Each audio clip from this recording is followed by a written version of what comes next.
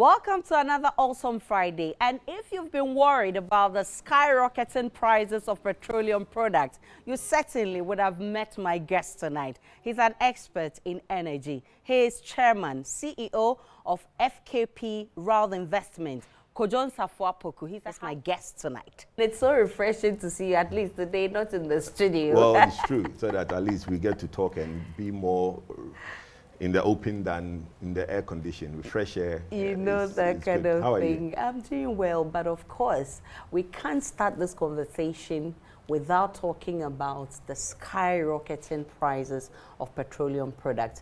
I mean, a few days ago, petrol jumped from 13 cedis to 17 cedis. Diesel is now running around 19 cedis. Yes. This is so huge. Yes. What's going on? Well, it's the problem that started last week.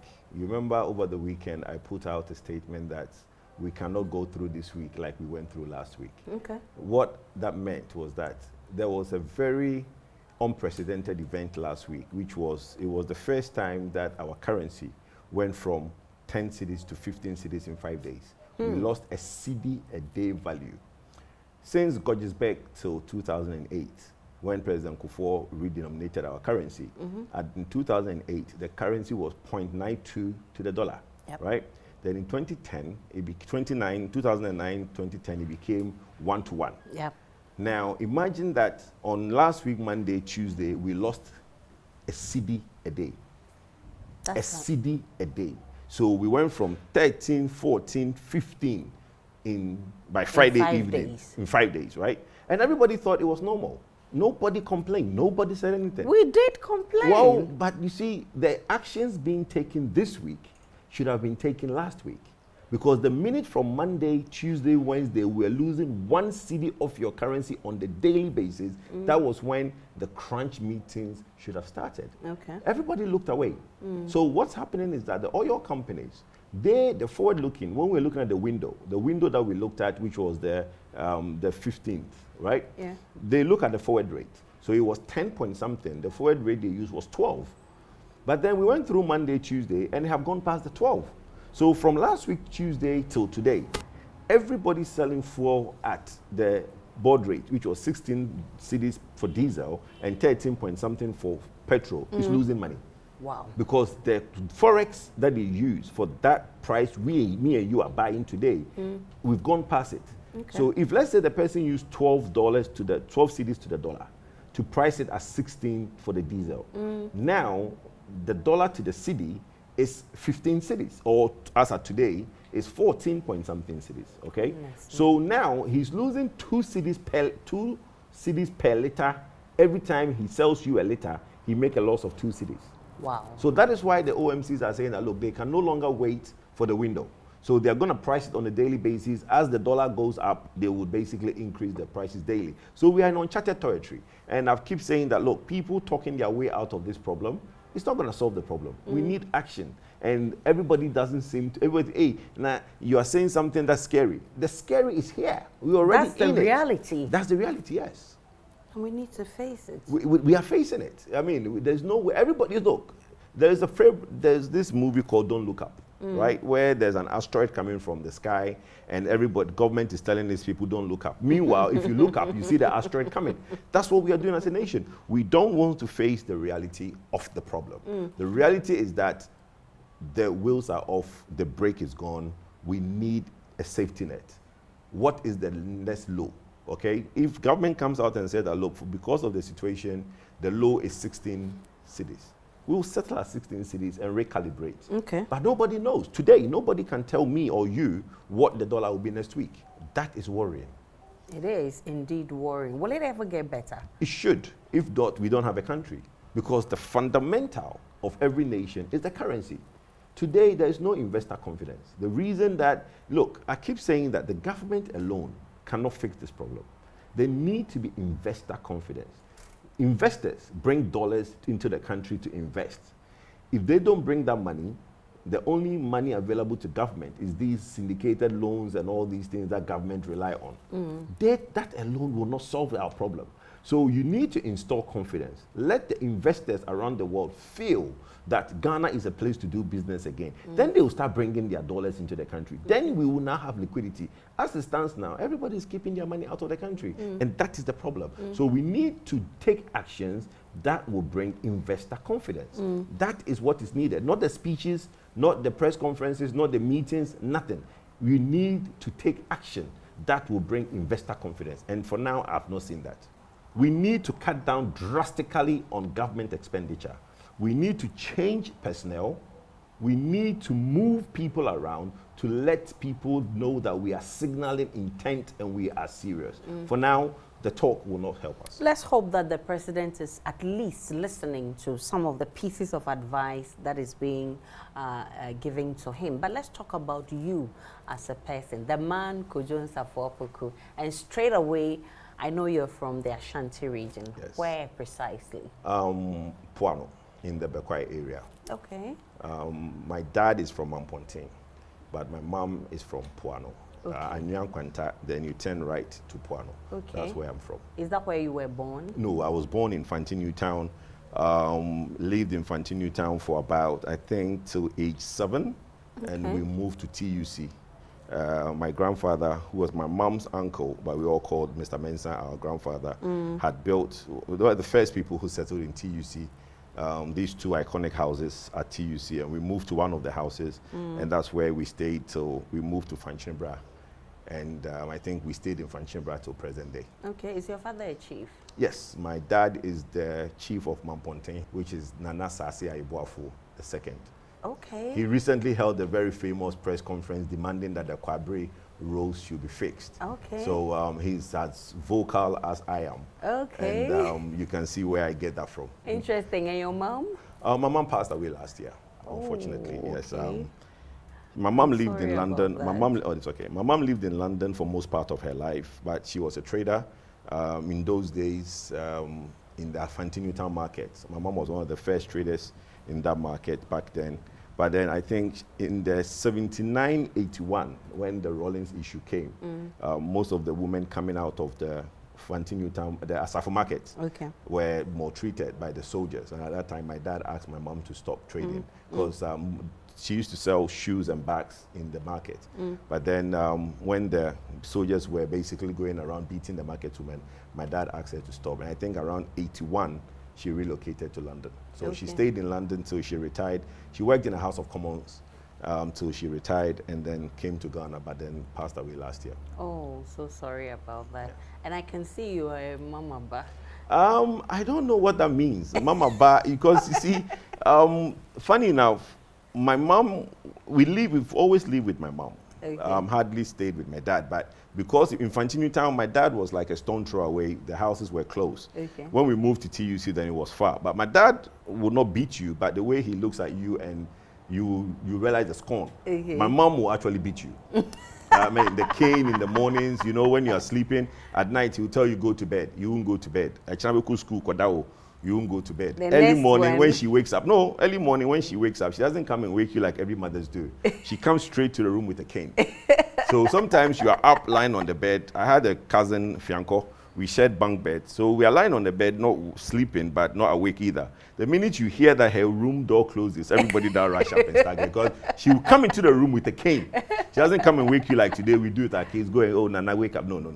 She comes in with a cane and lash you off the bed because at night she told you to go to bed. And you didn't. Yeah, so I don't know what that Mama Bab thing means. Who do you play? But of course, boys and their mothers. How was your relationship with her?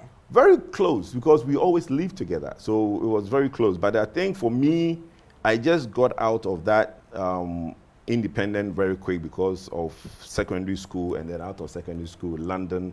At a point, we lived together till a point, and then I went to live on my own. But very close to her. I mean, one of the things that a friend of mine, about 4 years ago, I was coming from London, and we were on the plane, and my friend said to me, his mom just passed, and he was going. And he said, look, one of the things that he will share with me is that cherish every minute your mom calls you, right? And I took that advice. So from then onwards, my mom will call me. She'll be watching TV. I'll be in a very serious meeting, and she will call. And I'll excuse and go and talk to her because And she's probably seen something on the news and she wants to bounce it off me. Hey, Kwadwo, now I almost say, hey, man, who on TV? So I'm like, okay, man, I'll speak to her for a little bit, but then I'll go back. But if I miss her call, I always call back. There wasn't a time when I felt like, look, I would ignore her call, nothing like that. This is not. Because you never know when. No, exactly. And for me, it's just the best thing ever because I did the best that I can while she was around. Wow, interesting. Tell me about growing up at Fancy Newtown and then TUC, you said. Okay, so, you know, I'm the first of 12 kids. Wow. Yes, my dad has 12 kids. From one mother? No, 3. Different 6 women? Different women. 6 women. Yes. So all of them had 2 each? No. It's a combination of, I think she's watching she's watching this, she'll probably tell me, hey, what are you doing? Okay, my mom had 3. Okay. My stepmom had 3. Then that's 6.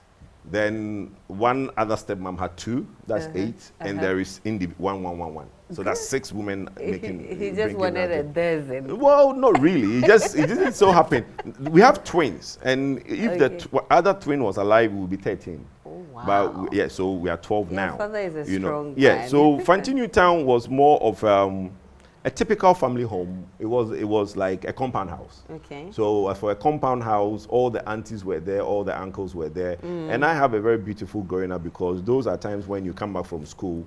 And the school I went to was Royal International, which was owned by my grandfather. Okay. So on my. Is it because you're from a royal family? No. Royal International, Modern City International was the first name, which a lot of old people went to. Okay. Then my grandfather went, and now Mr. Mensah formed Royal International, which I went to a lot of very, very, very prominent people in this country went to Royal International. Okay. But then in the house where we lived is where they cook the food for Royal International. So you come back home, your mom is going to the market, everybody's around, you are guaranteed that if you help out in the kitchen, you get something to eat. Exactly. So that is how most of us will eat in the afternoon till my mom will come back in the evening and then prepare dinner. But it was a lovely environment because Fanti Newtown is the place where at 6:30 everybody takes a shower and go into the streets. We play pilolo, fantabetumikom, and all the things that you play in those areas. And then the girls will be doing a saw on one side and the boys will be on one side pointing out to who you think is your girlfriend. And there is one favorite game where Shishumko Yumpina. I don't know if you ever know that one. I've heard that one. Yes, Shishumko Yumpina is where the boys are on this side and the girls are on this side. So we go out, me those days, the so-called Dadabada you call it, I'm in my pajamas. So not a lot of people wear pajamas back in the day. So 6 o'clock, I'll dress up in my pajamas and I'll go out. Then we'll do the Shishumko Yumpina. There was this girl, Amisa, who died very young age anyway. Then very pretty girl at the time. So I'll be on that side. You will go and you choose her, right? Okay. But she also has an eye for another guy. So the most annoying part is that when you do Himko Yumpena, you hope that when you go and pick the girl, when it's her turn to come back to that side, you be the one that she picks. But because you go in there to pick her, she goes in there, she can't pick you, she has to bring somebody else. But the next time that somebody picks her to bring, you hope that she picks you that brought her the first time. Okay. But then she will come and pick somebody else. And then I'll be upset and I'll stop playing that game. So then, you know, those are some of the games that, those Pilolo was a very good game. Then stay. In the afternoons, we play stay. Fanti Newtown, if you are not careful, we'll do stay from Fanti Newtown all the way to Amas, which is quite far. Okay. We'll play stay. They are talking about 10 kilometers of stay. So you'll be the one that will play and then get to Amas. When you get to Amas and you are still the one playing, then that's it, because you're not going to catch anybody, because Amas is a very big park. And stay is one thing that we play. So there are a lot of games that kept us busy back then. But growing up in Fanti Newtown was beautiful. There was 2 sides of my life in Fanti Newtown. My mom's side, which was a moderate upbringing. My dad's side, which is the affluent upbringing.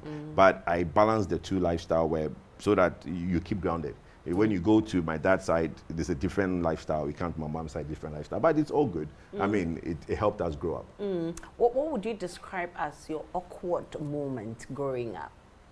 My awkward moment from growing up was when my uncle caught me with lizard heads.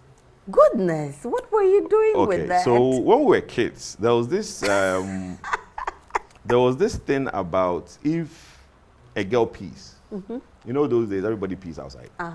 So if a girl pees and you put a lizard head, which has been put in powder in it, you put it in there, the girl will follow you everywhere you go. Goodness me! So we are kids, right? But then why would you want a girl to follow you everywhere we go? So I'm talking, so today when I see my 14-year-old and I don't let him do certain things, I sit back and I laugh because I'm talking 7 years, right? 7 years. When you were caught with lizard Yes, heads. 7 years. So when we got this story, we were like, okay, I have a friend, there's 3 of us. We went out and killed like 15 lizards. Oh my God, for Right? 15 girls. We killed like 15 lizards and actually cut their head from the body. Then I brought my mom's Avon powder and we put it on there and we kept it in a rubber. So that you'll be putting on. In the night, we'll go around looking to see if a girl will pee and then we'll put it. But we don't find. But at the end of the night, we'll go and hide it somewhere. Then for a period of like, because it stinks, right? Then one day I was holding it when my uncle now saw me and said, hey, could you do the crowd? No? Then I threw it in the gutter. Then all my friends ran away. And my uncle was like, "Sister, you only good gutter, So I have to get into the gutter and pick out lizard heads that had been in there for like a week or 2, out of there into the rubber, and then my uncle marched me home. The beatings I got that day. You never forget. And the house was mainly female. So my Uncle Papo, was the male in the house. So when he is cross with you, you know that you're going to get that beatings every day. Wow. Yep. Interesting. So Royal International definitely was Yes, fun. Royal International was fun. Just as I think I did common trans in 2 stages. I did common trans in 85, didn't do so well. So my dad now said, no, I should try and do it again. I did in common trans again in 86. But then those days, when you do common trans, there's this exam that you do called SAR7, which is more quantitative, verbal, geography, and history. You do that after common trans. I did so well in that. So when we now did 86 common trans, I passed very well. Okay. So then I didn't have to stay around in Royal and do the SAR7 again. Yeah. So there was a school called City of Kumasi. The teacher there used to take me for private classes, and they do preparatory for you first year secondary school. Yeah. So my dad said, look, I should go and join the class in City of Kumasi. So I left Royal after common trans to go to City of Kumasi for at least about 2 terms, okay, before we went to Opokuwari. So I went to Opokuwari Maketechie, AN 145. Of course. But then in the Fantini Town days, everybody called me Pajo. Okay. So Pajo is what I'm known in Kumasi, so everybody calls me Pajo. Then we went to Opokuwari. Then in the first year, I think Form 1, there's a friend of mine, Alpha. Our French teacher had not come. We had a big fight. And from that fight, people started calling me Rocky. Rocky? Yes, from the Rocky Babu. Why you beat him? Well, we had a good fight. I don't want to say I beat him because Alpha will probably call me and say my father made me. But we had a good fight, in Form 1. And Who won well, the fight? like I said, if I say I will say I won, but the phone after this show he'll call me and say Mas so but we got punished heavily. That was the last time I fought in school. Well, we were asked to kneel down for 2 weeks. That's the longest punishment everybody has ever had in Opokuwari. So what? You kneel down from morning to closing? Morning, you only be allowed to go for breakfast. Then after breakfast, you come and kneel down, and you kneel till school closes. Goodness. Or the assistant headmaster didn't take it lightly at all. For 2 weeks? For 2 weeks. So we did that for 2 weeks, and in fact, we actually went on midterms, came back to continue. Then afterwards, we were given a portion to weed. From that day, I never fought in school again. But then I've already gotten the name Rocky, so the Rocky had a different part to it, but we will not share that on TV. Please do. No, we will not. The first part of it is LA.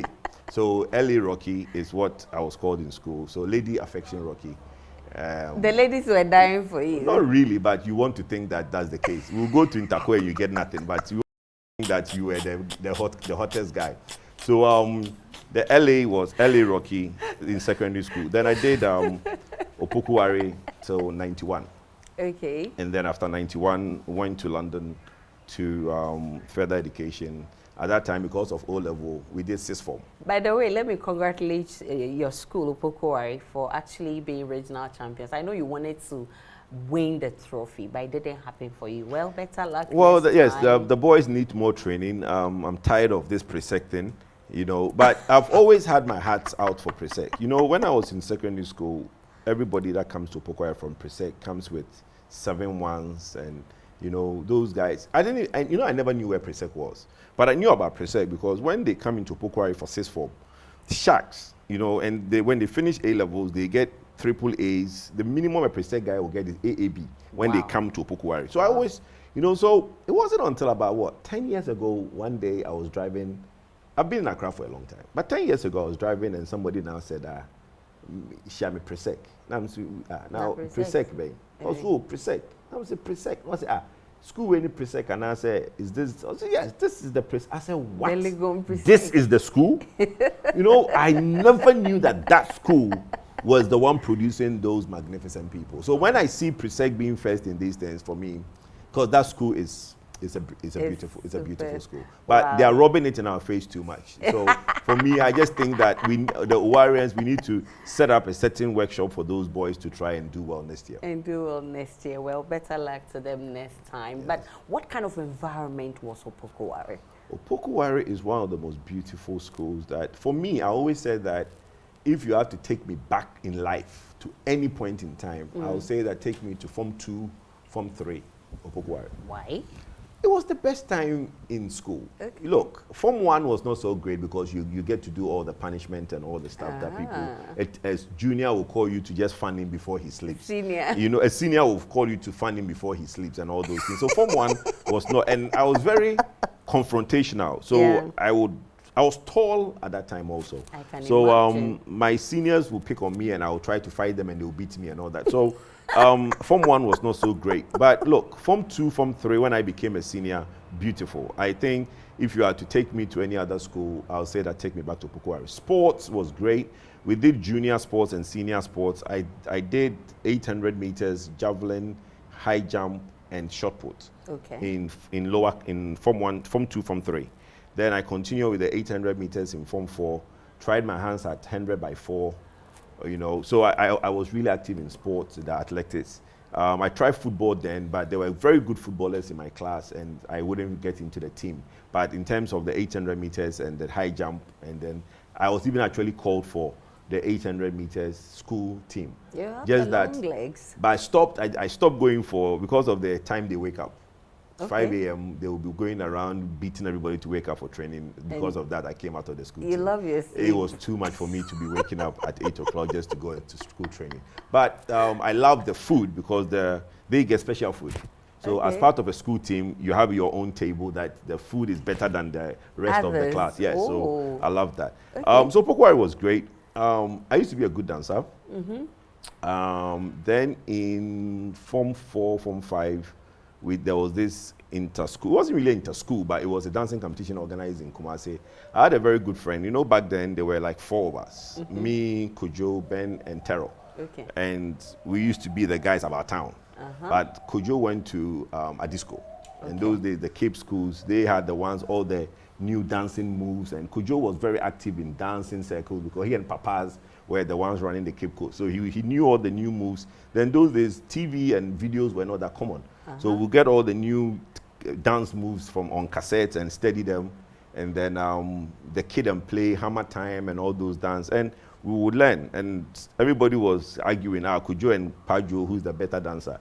In me, I knew Kojo. Kojo had a flair in dancing, but I was more aggressive, you know. But we went to the dancing competition and I beat him. So from up to today, I always have one on him that, look, I'm a better dancer than him. But you can tell that he has a flair for dancing. Okay, I know, at some point you had to work with Lumba, Lord Kenya and all of that. We'll talk about that. What kind of a student were you? I would say I was you see, I've always been the all-rounder. Okay. I will not call myself the guy that if you are calling the first 10 in class, you call me. Neither would you call me if you are calling the last 10. Okay. I was the guy that I'm in the middle. Okay. I was a good student, but a troublemaker. I mean, anything there's trouble, you find me. You know, no, I mean, everybody that knows me for Opoku-Ware knows that Pajo. And I mean, I was a guy that a lot of people knew in school because I was a troublemaker. If the exeats that roll call, those that roll call will catch, we go to Intako, those that will not come back in time. You know those things. You would definitely be among them. Of course, we have to chill small in after Intako. So go to the Star nightclubs and all those things. So those were fun times that we had. But in school, for me, I wouldn't intentionally break the law, but I will always want to be among the fun part of life, you know. Okay. So yes, but then very respectful. I don't think I was ever disrespectful to anybody. Just that I won't take no for an answer, and then in terms of doing the right, I won't take nonsense from anybody. So I mean, doing the right thing, and I won't call myself a bully, but I just make sure that I stood my ground for whatever I had to stop. So yeah, and nobody really messed me up because I was the tallest in my class or among my mates for a very long time. So most of them just grew up to catch up with me. So it really wasn't something that I had to worry about people bullying me or me having to be in a very awkward position. So I was very comfortable in school. Once they see the stage chat, they themselves well, yes, would advise themselves. And then my reputation in coming into the school also, because when in Kumasi itself, like I said, there were 4 of us. And my dad had a shop in Adum, Yapu Forex Bureau and Gintex. And Kwadwo them have this corner, which was just opposite our store. Okay. And Beniako and Terror will come into town and meet with us. And we were the 4 guys that hung around. So at that age, everybody, we were the guys. So everybody coming into Adum will come and hang around our shops. So when we went to Form 1, even the seniors sometimes will not mess with us, because sometimes if you want to get to certain places that we can get into, we take the seniors in. You understand? So nobody will really mess with me at that stage. So growing up, what really did you want to become? In my family, you don't have a choice in what you become. My granddad dictates what you become. Okay. You know, I had a grandfather who was very hands-on grandfather. He dictates what you are called, he dictates what everybody is called, and he dictates from birth what you become. Okay. So my real name, my full name is Kwadwo Nsafoah Poku. Okay. I'm Francis. Okay. My grandfather is Kwadwo Nsafoah Poku. So I'm the first son named after my grandfather in full. Okay. Then after me, my grandfather made the point that every male son names his first male son after him. Okay. So you have a lot of Francis. A lot of Francis. Okay. Then everybody called Helena is called Necha. And then you have a lot of Makwa. The names keep repeating itself, but Kwadwo Nsafoah Poku is Francis. Everybody called Francis, most likely. I wasn't born on Monday. Okay. I was born on Wednesday. Wow. But my grandfather won't let you take part of the name. So me, my grandfather wanted me to become a civil engineer. Okay. So that was what, I mean, in school, that was what I was basically working towards. So I was a science student, then took that path. But you really don't have a choice that, oh, I want to be this, I want to be this. No, from day one, Papa would be like, oh, no, you will be a lawyer. Oh, no, you'll be an engineer. You'll be a doctor. And everybody fell in place going forward. Wow. Francis Kwadwo Nsafoah Poku, he's my guest tonight. And remember, after Opoku, he had to continue his education in the UK, not in Ghana. When we return from the break, we'll be talking about, and by the way, he wants to lead the NPP in the 2024 elections. I mean, why this ambition? People think he's being over-ambitious. When we come back, he'll be telling me at what point did he even develop the love for politics? And he gave you snippets of the fact that he knows how to dance. He'll be telling us more about that. Stay with me, I'm coming right back.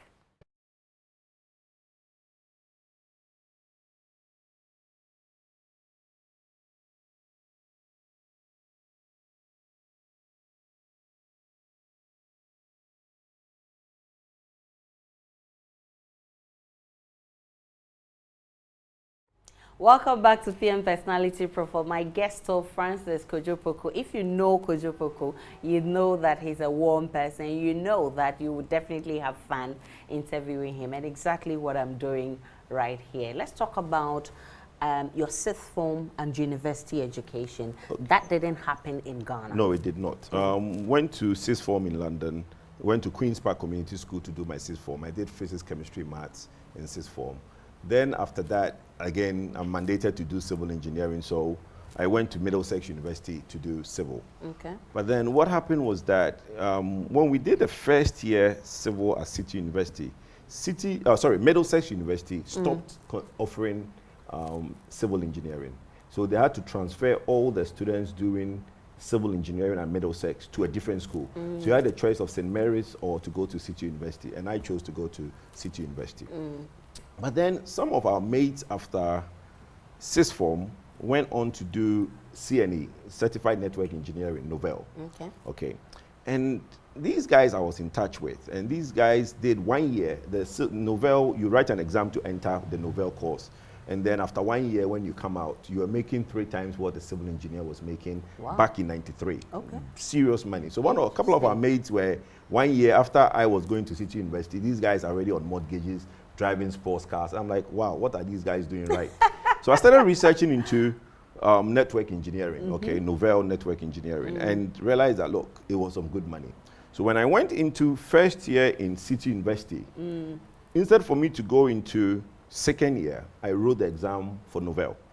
Then as I was going into second year in City University, I passed the Novell, and then that one comes with free scholarship, and you go in to do the course for 1 year, and they give you free scholarship to do it. So I left City University to go and do the network engineering. Right. So I went to do Novell network engineering. Novell was developed by Unix. And then I did PC engineering and Novell. So I came out after that 1 year to become a certified network engineer and a PC engineer. Okay. So at that time, basically what you do is just basically you can strip a computer down and build it up again. Okay. Networks, that computers talking to computers, that network engineer and everything, you are the one that basically fixed all those. So that was my entry into IT. So really and truly, I on my own decided that, look, I'm no longer going to continue the civil engineering route after doing 2 years of it. Came out and became a certified network engineer in Novell. Okay. Then from there, I got a job with Dan Computers, which was one of the leading IT companies in London at that time in Neasden. And the salaries they started me off with was crazy. Okay. You know, so I was very excited, doing well. But then I had 2 lifestyles. I had a lifestyle for private business. Then I have a lifestyle for nightlife. Okay. So apart from doing my professional work, which was the CNE, Certified Network Engineer, I had my own shop at that time also selling mobile phones and accessories. Okay, in the UK? In the UK, yes. Okay. As far as '94, I had a shop in Tottenham High Street. Okay. And all the shops from Stamford Hill, Seven Sisters, Tottenham to Edmonton, I was the one supplying all the mobile phone accessories to all the shops in that area. Wow. Then that was the business I was doing on the side as my full-time job.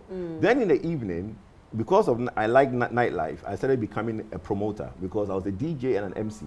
Okay. Okay, so whilst DJing and MCing, I now also be able to promote events as well. So not only was I going to events, I was also a promoter. That time there was a group called 90%, Dennis. I don't know if any of you know Dennis. 90% was the Ghanaian promoter group. They used to do the Miss Aqua. They do the Aquaba UK. Okay. They do the Miss Ghana UK and all those things. And me and Dennis then, I would do my own promotion. 90% would do their own promotions. And that was, so I had 3 sets of lives. I had a professional life, which is I'm doing my CNE, Certified Network Engineer at Dan Computers. I had my business in Tottenham High Street where I'm supplying mobile phones. Then in the night, I would go into the nightlife, DJ or MC or be a promoter on weekends. Wow. So that was how I juggled those lifestyle until I think about '98 when I thought, you know what, let me look at Ghana and see what Ghana would do. But in terms of event promotion, I had a night in London called Lollipop. Okay. Lollipop was in Club Elite in Upper Clapton in East London, Hackney. It was the only nightclub in that part of the country that had an official sponsorship from a recognized company. You know, Chirpy Chops is a company, those that do the Lollipop. Okay. They are called Chirpy Chops. Yeah. They were based in Spain. And when they heard that we had an event called Lollipop, they basically approached us and became the official sponsor of the nightlife. So the club was sponsored by Lollipop. And at that time, we did Mr. Lollipop. We had a male competition, like the female beauty pageant. We had the male part. We did Miss Lollipop, which is like the female beauty pageant. So that part of my life went on so great, for the point that I even tried to continue that event promotional thing when I came into Ghana. Yeah. But the MC thing, I still do. Every time there's a family event, I'm the designated MC in the family. The DJing thing, I stopped along the line, but the MC and the promotion, I did it for a while. Then after a while, I stopped the promotions. Okay, so you worked with Lubma, you worked with Lord Kenya. We'll talk about that. Let's talk about your political ambition. People think you're being overly ambitious. Why is that? What is the ambition here? So let's talk about your political ambition. And people say you're being overly ambitious. Well, I don't get where that comes from. Look, those that don't know me, obviously thinks that Kwadwo Poku just came out of nowhere and wants to get into politics. Okay. I didn't decide to get into politics myself. That's what I said. In '98, I came into Ghana.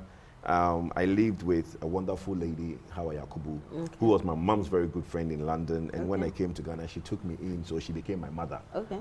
Honorable Hawa was a very charming and lovely woman, and even anybody that knew her would know. But I learned from her the way she went about her politics and her love for people and all that. So when MPP won in 2001 and she became the Minister for Tourism, then I worked with her at the ministry. And in the 8 years of His Excellency, I was a very active person in the party.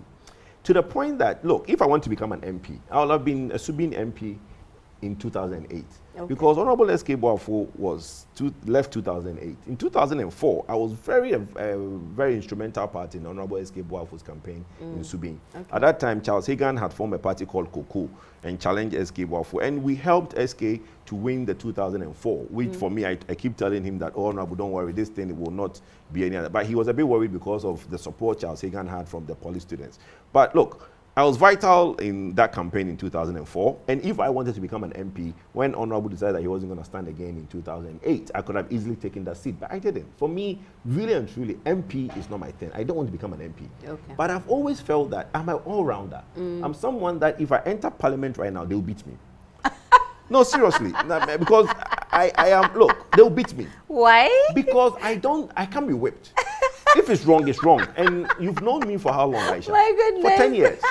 Me and you, I have tapes of me and you on Joy News for 2012. Occasions, yes. 2012, yes. Right? When I decided that I was going to do the MPP thing, a lot of people didn't think I was MPP. Okay. Because I say it as it is. And even now, when I'm part of civil society, a lot of people thought that when you decide to be a parliamentary candidate a presidential candidate for one of the parties, your civil society work is going to suffer. It hasn't.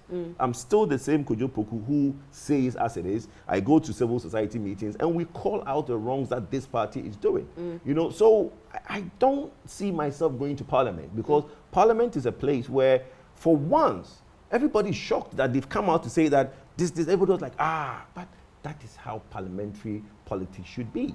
We shouldn't have everybody within one caucus always being whipped in line. There should be times when they disagree. And I am a person that I think that I would always be in trouble. So I thought, look, let me not go into parliament and get into that. Let me stay out. At the right time, I would definitely find a way. And looking at what is going on with my experience, my in-depth knowledge and energy is one of the key areas in the economy now. Petrol affects everybody. Electricity affects everybody. The biggest challenge facing our economy is the energy sector indebtedness. If you have solutions for those, I'm sure you have solutions for 60% of Ghana's problems. And I have solutions for those. But so that if is you have solutions, why haven't you helped your party solve the problems? Well, I'm sorry, they will listen. There are a lot of things that you will say. And one of my interviews, I said that one of the reasons why I want to come on the touchline and try and play the ball is that I've been on a popular stand shouting and nobody's listening. We've been shouting, we've been giving advice. Like I said, Aisha, me and you have been doing TV for 10 years, right? We've preferred a lot of solutions in PM Express, in various talk shows on TV3, on all the platforms. I've been giving solutions. Nobody listens, right? Now, what better way than to do it yourself? So don't sit back and let somebody take your ideas and not use them. If you think you have the solution, then step up and be counted. So let me ask you this. At what point did you actually develop the love for politics? Because growing up, your grandfather wanted you to be an engineer. At what point did you develop that love for politics? Well, I think love for politics just came along when like I said, my association with Honorable Hawa, just working with the politicians. Look, Nana Gabin Ketia, the very Dr. Preku, being around all these people and seeing that, look, there are a few things you learn from these people. I mean, His Excellency before is my direct uncle. Okay.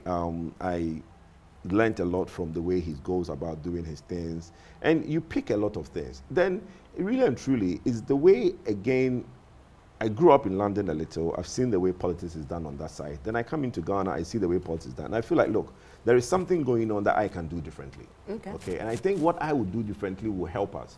We've practiced politics in a certain way for a long time, and it's not helping the nation. Okay. The act of borrowing, always do propaganda, tell Ghanaians one thing, get into power and do something else.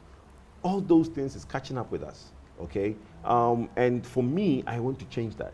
Okay. I really want to change that. People, well, look, somebody asked me this question. He said, look, tell me why you want to be president. Don't give me the popularist answer you give to voters. I'm like, why do you think there is 2 reasons why I want to be president? I honestly believe that it's difficult, like everybody thinks that, look, yes, but I honestly believe that I have a message, one, I have innovative ideas to change, reform a lot of the way we do things. Ghana has not had a chance to reform a lot of our sectors. After Nkrumah, we went to a lot of coups, then Rawlings came in, then Kufuor came in, then we are fighting different things. Most of our laws enacted are NLC, AFRC, and all those things. We've not had time to look at the nation and say, look, the way things work is wrong. It would not serve us in the next 40, 30 years. I want to look at Ghanaians and tell Ghanaians that let's not be building Ghana for tomorrow. Okay. What Ghana can we build for the next 50 years, 60 years? Ghana is not going to expire, okay? What I do well today will set the stage for what Ghana will be in the next 10, 15, 16 years. So if we just don't do that and we keep doing the old borrow, this is where we are. And that is why I want to come in and do something different. That's why I want to do this. And so how are the delegates receiving your message? Look, I'll be honest with you. The difference is when I show up. Okay. Because I've realized that I've gone to all 16 regions and everybody is amazed about the young gentleman, innovative ideas full about that want to do this. And if we start campaign proper, if the old men show up and they talk their old politics, and I, the young guy, show up and talk the new politics, they don't stand a chance. It's the truth. Look, I have heard them talk. Some of them sound like old history professors. They talk so much about history. They talk about tradition and all these things. Ghanaians don't want to hear that. Ghanaians want to know what we are doing differently, the thinking smart way of doing things, the innovative way to make Ghana the next destination for the next 50 years, not to tell us about history. Some of them sound like they just want to come and just get applauses and just go and do the same old. Some are tired, really. But look, like I said, when we start campaign proper, it will be a whole different ballgame. A lot of people think that I don't have the resources, but they will be amazed what I have. So you believe you have what it takes to I have more than what it takes. What it takes. More well, we wish you well in your ambition to become president, hopefully in 2024. And I hope your family is solidly behind you. Initially, we went through some rocky patches, but now everybody is solidly behind. Initially, there were a few people who, look, anything that is new takes people aback. People have to process it. You don't expect that I have spent 6, 7 years thinking about this thing. I didn't just wake up one day to decide this. I have a book. And if you look at the dates of when I start writing things in that book, you realize that I've been thinking about this thing for a very long time. Okay. So I didn't decide, just that I sprung it on them and I needed to let them have time to process it. So if anything new, people process it differently. So the time that it took them for them to process it, I agree. So, but now we have a unity in the house. Initially, there were people thinking differently, but for now, we don't. Everybody's on board. Okay, so how many of your kids are following your steps? I have 2 kids. Okay. My son is 14 and my daughter is 10. Okay. Both of them I'm hoping will follow those steps, but the challenging one is my daughter. And as usual, she's the one that when you go home, she grows you and try to find out every minute of the day what you've been doing. So you have to rehearse. After you've gone through the day, you have to rehearse the conversation with Eracy at the dinner table. So yeah, she's the one that is a mouthful. Oh, wow. And I know that they would support you through and through. But let's talk about Kwadwo Poku, the dancer. Yes. You talked about how you won the dance, between the dancing competition. You and your friend. But you worked with Lumba, you worked with Lord Kenya. Tell me about those moments. Well, Mr. Kwadwo Fosu is a very good friend. I wouldn't say was, is a very good friend. You know, Papa Shi. AKO for real. Yes. Papa Shi is my very good friend. You know, Papa Shi was once a dancer for Lumba. Okay. So through Papa Shi, I got to meet Lumba. And this was in '98. Okay. And from there, Charles became a very good friend of mine. I'll go to his house at Ofanko. and spend time with him. We actually at point, you know, when they had the first Ghana Music Awards, yeah, Lumba got like 4 awards. Okay. I went with him. Okay. So if the video is there, you see Lumba, I'm the one sitting next to Lumba. Oh, wow. At the first Ghana Music Awards when he got Really? 4. Yes. Because I remember very well when, you know, a lot of people think Lumba can speak good English, right? So I remember this conversation between me and him, and his 4th award. So I told him that Kwadwo Nsafoah. No, you know, now people focus also take That's a rough you know. So, but because he speaks, people think that he does. But he's a brilliant person. One of the things that I wanted to do with him in Ghana was a reunited show between him and Nane Champon. Okay. And in '99, Guinness was going to fund that. We had all the things in place, the sponsorship from Guinness and everything. We actually went to the Guinness office, all the directors, everything was in place. Lintas were the guys that were going to do it. George Anda then was the branch manager for Guinness. Then there was Can 2000. When they did Can 2000, they now redid the surface of the sports, the park. Then the National Sports Council decided that after they have resurfaced the park for Can 2000, they won't let us do the Lumba show in the stadium. Oh. And at that, Guinness cancelled it. That was one of the biggest show that would have done in Ghana. Lumba, Kenya, Abrafo, and Tic Tac. We did some shows in Kwawu for Easter. Okay. You know, that's when Tic Tac and Abrafo come. Brafo, Muntie, that song. And then Kenya was the popular one. So we did some shows in what would you call it? In Praeso. Okay. In I think that was 99 or 2000. 99. Okay. 99. We did that show in 99 in Praeso for the Easter. Okay. Then RALD in Accra, one of the biggest show that was done in Labadi. I was the MC then. You know, we did RALD in Accra. That was what Marco Kumante brought on. So that time, Mark had a shop in Adabraka. Okay. So when I finished Forest Bureau in Makola, I'll walk to Mark's shop and we'll be there till evening when everybody will go home. So that's when me and Mark became also very close. So whenever there's shows, we will now do. But all those guys, I've known them very well. Kenya now is my brother. He's now a priest. Last time he saw me, he said I should come to church. But I've worked with all those guys. Achiame, Kofi, and Kwame. Kwame is my very big brother. So in the entertainment side, a lot of people don't know that side. Okay. That I have been doing promotions in that side. And like I said, I used to MC. In 2000, we had a carnival at the Independence Square. Okay. That was the Millennium Carnival. I was the MC at that event at the Independence Square. Okay. That one was with 90%. Okay. You know, so I've been doing these things a lot, but again, I went into a bit of hibernation, and now people who didn't know me then don't know these things about me. Interesting, but working with all of them, I think Lumba is the one that you really love his song through.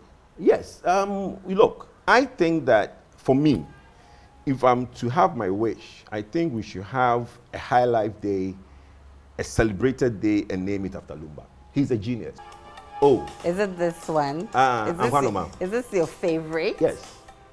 But you have to dance for me. Kwanoma. I can't, viewers, just put on your dancing shoes because I can't sit with a dancer and not have a feel of it. Well, I can, you see, the few things I can do is probably things that nobody does anymore. Is break dance. Nobody break dance anymore. Okay, let's have that. You don't be like somebody who can break dance. You want to try me? Can you break dance? You want to break with this song? Oh, I can break with that. Let's go. No, you have to start from somewhere. So you are breaking the various parts of your bones. Okay. So you break these two. So you start off by doing. Wow. Okay. So sometimes you do it. I start from here. I'll break. Then I'll throw it to you. Then you can't break and then throw it back to me. So you need to break. So you can go. Woo. Come on. Oh. Oh, wow. So that's how you break. Thank you so much, Kwadwo Nsafoah Poku, for talking to us. We're so happy being with you. I really had fun, I must say. And we wish you well in all your endeavors. Viewers, thank you so much for watching. Same time next week, another interesting personality comes your way on PM Personality Profile. My name is Aisha Ibrahim. Do enjoy the rest of our programs.